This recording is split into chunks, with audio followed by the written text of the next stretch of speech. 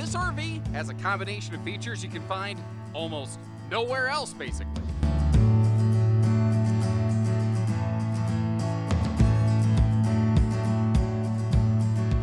Hey everybody, Josh the RV Nerd at Bish's RV here with some updated footage for you on what I think is probably the most popular Apex model out there, and it might be one of the very most popular members of Coachmen's entire laminated lineup. This is the 208BHS Make You Say Yes, because this checks major boxes. It's 7.5 foot wide, so it's a little bit easier towing. It's tandem axle, which also makes it easier towing. It has a slide out to give you the space that the narrow body lost, and maybe kind of then some. It also has a surprisingly uncommon feature, an optional front Murphy bed that even if you do option in the Murphy bed, does not block off the front windshield. And there are just almost no RVs out there nowadays with Murphy beds that don't block the windshield. So what you can kind of do is use it like a daytime lounge to give you the space of a super slide in a small lightweight RV that empty only weighs between 4,300 pounds. But when, you know, you could use the folded up Murphy bed as like, that could be an awesome little cat bed space. You could, you know, I could see a dog lounging up there. If I really had to, I could see myself curling up there during the day while not interfering with the rest of the floor plan. Could be a kind of handy thing if you've got a little baby that you want to keep an eye on right behind you, you know, while they're taking a little bit of a nap or something like that, you know. But it doesn't have to be a Murphy bed. It's a 60 by 80 true queen bed, no matter if you get the fixed bed or the Murphy setup. We got 200 watts of solar, double Asdel, all aluminum structure on this thing. A little mini camp kitchenette with a griddle and a fridge, the two main things that you're going to want out of it, and a bunch of other features. It does have a cargo bunk situation, but it doesn't have a cargo door on the back of it. So like any RV, it's going to have some great qualities and a couple things that make it go, you know. I want to show you through this thing, let you know if this is going to be your second camper the first time, or help you learn, you know, to ask yourself if it'll be the second one the first time. And if you appreciate that, hit that subscribe button, and let's go. So when you first walk in, this is pretty much what you're going to see. I found that most people, when they start looking at campers like this, they walk in and their head turns left. So I thought it'd be a good kind of place to start here. Now, one of the things that's a little bit interesting on this is, even though this is a tandem axle model, this is still a member of the Apex Nano series, which is the smaller, simpler, less expensive series of Apex. Apexes? Okay, yeah, you get the idea. The plural of Apex, which is probably like the plural of fish. I don't know. One apex, two apex. It sounds right. Wow, I've talked about this for a long time. I'm sorry. You get the idea. This is, sometimes when people see tandem axles, they have a certain expectation. I just want you to understand what we're looking at. Like, it's got some awesome features, like it's very kid and pet friendly, very spill friendly, carpetless, ventless flooring. But as a primarily one-room open cabin design, it doesn't have things like central air conditioning. However, if you're going to spend a little bit of time off-grid, this is not some mega boondock off-grid warrior or anything like that. In the bathroom, you've got the smaller 4-inch fart fan, whereas here in the kitchen, you've got the Fajita Friday fume fighter, so that these big opposing windows here can actually provide you with some very nice breeze capacity, which is, again, a thing that a lot of little RVs don't tend to do. That is a 12-volt compressor fridge, but I'm eyeballing it, and that looks to be more of like the 8 cubic foot-ish sort of variety. Now, it is central air. It is not central heat. All your heat kind of comes out of that one little location right there. And I like how they actually give us at least one dedicated drawer in the kitchen. I'll get you a look at that in a little bit. They're also doing something here I personally really, really like. I'm not really a big fan of outside speakers in RVs. I don't think RVs are ideal for like this awesome surround sound system, because the ones you get in campers typically suck, if we're going to call a spade and a duck a duck. I didn't mean to rhyme, but I'll take it. So this is a portable Bluetooth speaker, which is very, very cool right here. And it actually, that is also not just a mount, but a charger. But you see how it also has a couple USB plugs on it. So even if you don't care about this, it could be a little bit of a charge station. Now, obviously, it's mounted up rather high. Oh, hold on. Before I move around, the kitchen space in this is very limited, but you see where there is a set of outlets right there.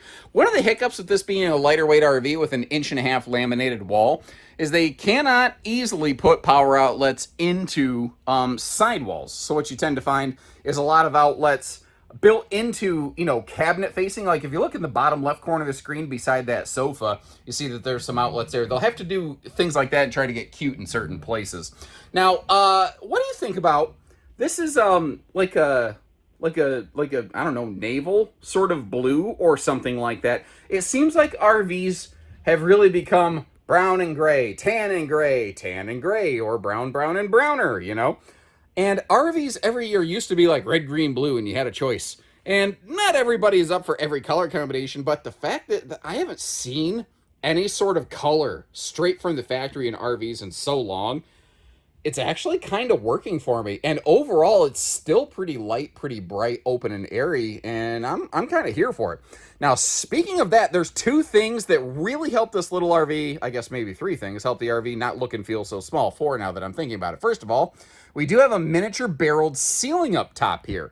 It is a laminated aluminum framed roof structure, but it does have a little bit of a barrel to it. Your sidewalls are 6.5 foot tall, so you've got probably plus 2.5, 3 inches in that barrel. I haven't hard measured it. The light colors help, and the fact that it's an open design without a privacy wall helps. But even if you get the Murphy bed, you always get to enjoy the benefit right there of that front windshield arrangement. So now the windshield's not optional. I know that there are some folks in Sun Country who would rather not have that. This is just, that front windshield's going to be standard no matter what. But if you don't like the Murphy bed setup that we're looking at, a 60 by 80 True Queen bed is available if that jelly's a little bit more your jam. Now, if we look up top here, very similar to what you find in some of the Ember RVs, they've got this giant stargazer style skylight over the bed, but you might notice how there's two different shades on that. And it's very similar to one of those like giant skylight, like Euro style, like ceiling access portals that you almost find on like a lot of truck campers, where it can open for airflow.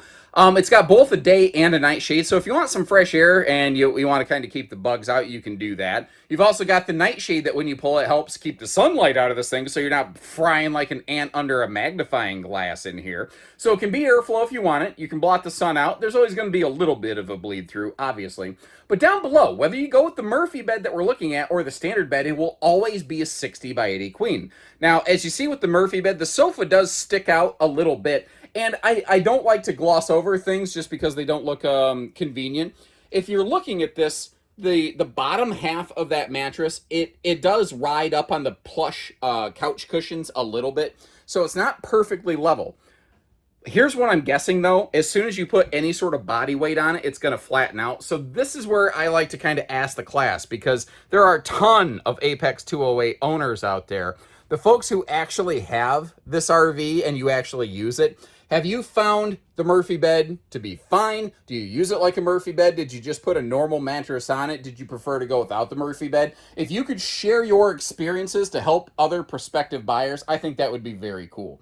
Once again, we've got great window coverage on here, and these sealed edge countertops that you're looking at, Coachmen's the company that first brought them into the industry. What's kind of funny is Coachmen owned the company that made those, and when Forest River acquired Coachmen, they also, acquired all of their holdings, like the thermal foil countertop type company. What's funny is a lot of other manufacturers who use these countertops, they are paying Coachmen and Forest River money to use them, which is why some brands don't want to use them any more than they have to.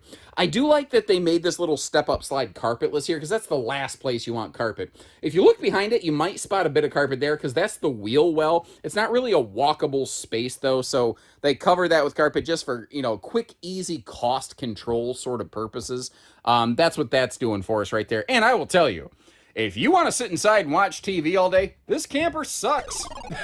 This is not made for sitting inside watching TV all day. This is made for going out with your family, getting dirty, making memories, and camping. Because, yeah, you could put a TV on the wall here across from the Murphy sofa if you wanted to, but that's really a secondary concern of this RV. That's not a problem whatsoever. And you'll see when we get to road mode, the location of that converter behind the slide, in a sense, is not a problem because the slide won't end up blocking it off at all. One of the other interesting little qualities on this one, there's kind of a surprising amount of storage here because obviously you can fold that dinette down, but there is storage below it. I like how they give you doors to it. A couple totes makes that very easy to access. And this does have a dedicated pantry, although you may choose to use some of that as a little bit of linen storage, maybe for the littles over there in the bunks. It just depends on how you want to kind of, break it up, shake it up, whatever you want to do, Taylor Swift style. The kitchen over here, that 12-volt fridge, you know, it provides really solid capacity in a small RV. Plus, remember, you got a mini fridge outside. Although the mini fridge outside only runs off park shore power or a generator, so your battery won't run that thing. Like when you're going down the road, the outside fridge doesn't work, but the inside one does. Thankfully, the travel access in this is pretty good. I need your opinion on something, by the way. That sink cover. They went with a one-piece full sink size cover. Do you like it as one piece, or would you like it better if it had a split in the middle? Like, what would your preference be there? Now, in the Apex Nano series, they do not offer anything in the way of propane ovens. So we have a conventional microwave down below. They don't offer like an electric convection oven option or anything like that. This is just what it is. That's one of the things where this is a really smart money camper, where they don't go all in on the crazy big budget features. They're really picking and choosing their battles here. By the way, these bunks are 300-pound rated, and as you can see, they do have their own individual privacy curtains, which is really, really nice. They also, the bottom bunk does fold up, but if you look back there, that's where things like your water heater lines are running. You know, some of the water lines like from the toilet and the shower. So they were not able to put a cargo door in the back of it. So because they couldn't put a full cargo door, what if it was just like a vertical baggage door? So when we step outside, you'll see the front pass-through baggage compartment doors. What if they mounted one of those vertically on the back just to give you any sort of access? Would you be okay with that? Understanding it's going to add a little weight, it's going to add a little cost. Now, they go with the peekaboo, I smell you bathroom door right here, which is probably not everyone's favorite. The funny thing is I call it peekaboo, I smell you, but I think the biggest concern that most folks have is auditory in nature. They don't want the other occupants of the RV to maybe hear what they have going on in here. Whereas, you know, if I'm in a public restroom and there is something audible happening, I lean into it and I like to go, why? Why? And then I just stop and I listen as it echoes through the bathroom and everyone's like, oh boy. But hey, that's just a peek into my life. That's what I do in public airports. No one really questions it there. The RV being 6.5 foot, we're going to segue hard off of that, means that my 6 foot plus body is absolutely up in the skylight. And what do you think about this? They did stick with a tub instead of going with a shower, although I do like it how it does have the shower surround paneling right there. What's your thought on that sort of execution? In the meantime, something I'm going to do for you is I'm going to close her up and show you how she operates in Cracker Barrel Road mode. Because one of the really cool things about this floor plan is that when the slide closes, you can actually still use the front bed. And if you recall back to when I mentioned this is an optional Murphy bed, they had to build it this way. They had to build it to make sure that a 60 by 80 True Queen could fit.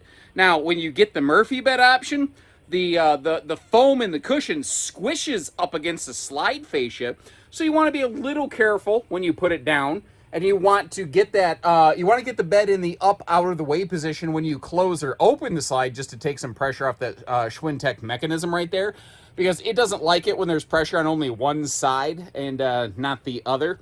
It likes it when both sides are, well, you know, David Bowie, Freddie Mercury under pressure. Now, when the slide's closed, it's kind of nice. You can walk straight through this thing. So getting to the refrigerator, to the bunks, to the bathroom, this does a very, very nice job of what I call Cracker Barrel compliance, where it is Teenage Mutant Ninja totally turtle friendly, dude.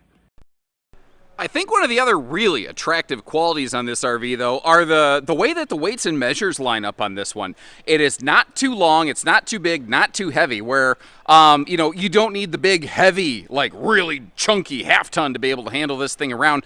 Even some larger class SUVs may find this within their safe and comfortable ratings, you know, because safety and comfort, not always the same thing. 6,000 pounds maximum weight. And with an empty dry weight of, you know, 4,200 to 4,300 pounds also means you've got a pretty decent cargo carry capacity considering the small size of the camper. Now, diving in a little bit further, stuff that you can't see below the skin, like it's an all aluminum skeleton. Your sidewalls are also what I call double Asdel, where it's Asdel composite layering on the inside and outside of the wall. Now, where that's really cool is Asdel and the fiberglass skin that you're looking at here, they're basically both fiberglass and polypropylene. So when they're exposed to sun like this, they grow and shrink, expand and contract at the same rates. And that is one of the major areas that this prevents delamination, not just from water repulsion, but expansion, contraction, stress delam. Now this is a Schwintek slide system, as you can see, because it rides directly above the axles, and this is a smaller RV whose wheel well actually does bump up into the body of the RV. They're not able to do something like a rack and pinion slide here, so they went with the Schwintek. Up front, we do have double propane tanks and a battery disconnect, which is handy. This also has a 200-watt solar package, which is basically it's a glorified battery tender. It's not like you're gonna run the air conditioner and hide from the government with the solar package. It's not that.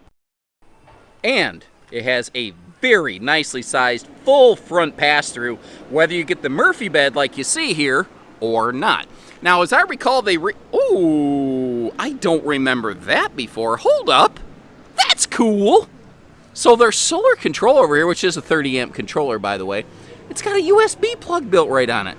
So that Bluetooth speaker we saw, if you want to keep that sucker charged up and keep the tunes rocking all day long out here, well, you can do. That's cool. See, that's smart content. That's the kind of thing I like from a manufacturer. Our underbelly is enclosed to help keep the critters out there, and they actually use like basically a bubble insulated polypropylene. But I don't want to oversell that like this is some magic Four Seasons camper. It's got like an R1 belly skin, but it's just not the conventional fluted polypropylene. It's still polypropylene. It's just not fluted. It looks like plastic bubble wrap. Anyway. The awning space for no bigger than the RV is not amazing, but it's not awful. But they put the biggest awning on it they could, because it goes literally from the front baggage door straight to that little mini camp kitchen in the back. And I think I would have preferred it if the awning encompassed the camp kitchen, but there's just not space and opportunity to do that. There's not enough room behind the wall of the camp kitchen to hide that stuff. And because of the location of the gas electric fast recharge water heater, you can't move stuff around, so this is kind of the best we're going to get. I do like, though, that they went away from that little two-burner stovetop that they had out here. The little mini camp kitchenette is standard, by the way. What's your take on this? Should manufacturers keep standardizing this, or should they start making stuff like this optional? Like, what if this was, by default, just a drawer, and that was just open space? Would that be okay, or do you like it that they actually include this stuff straight from the factory? I may have some ulterior motives, some potential product design that we're doing here at Bish's RV that is causing me to ask that question. So I am more than passingly curious if you could help us out there. On the back wall here, we are prepped and ready for a telescopic removable ladder, and it is an all-aluminum structure up there. It is also walkable if need be. That's one of the cool things about these. These are all import tires. As I recall, though, they have some kind of, I think they might still call it off-road package. I don't know. This is not an RV that's like made for like serious rock crawling off-roading or anything like that. But you can basically get, I think it's Goodyear Wranglers on these with a little bit of a lift if you need a little bit more ground clearance. Here in the Midwest, you don't see that very much. Out west, you probably see it far more often. And it's boring to talk about. But there's a 1-2-3 punch combo here that's absolutely fantastic. Actually, 4 things. So first of all, water hookups over here on the left. Electrical hookups over on the right, separated from one another. Black tank flush and hot-cold outside utility shower. And then number 4 is you have a single consolidated sewer outlet, so you don't got to do the poop scoop boogie messing with a sewer hydra. You know what I mean? Now, I'd like to leave you links in the video description to check for, obviously, pricing and availability, but also similar RVs from other builders. But the thing is, there's really not a lot of other RVs that are just like this one. They're either a little bit smaller, a little bit bigger. This is that interesting middle ground that works where so many others don't. Like, maybe the hitch weight on some other things is too much. This one finds a way to slide in there, you know? But there are some other Murphy bed double over double bunkhouses with a slide out that you might consider checking out and then deciding which one's going to work for you. So I'll leave you all the links down there. And let me know what you think about it. What do you love and what would you change given the opportunity if you had a magic wand that you could wave? Leave me a comment and let me know. And until next time, thanks again for tuning in. Take care, stay safe, have fun, and happy camping, everyone.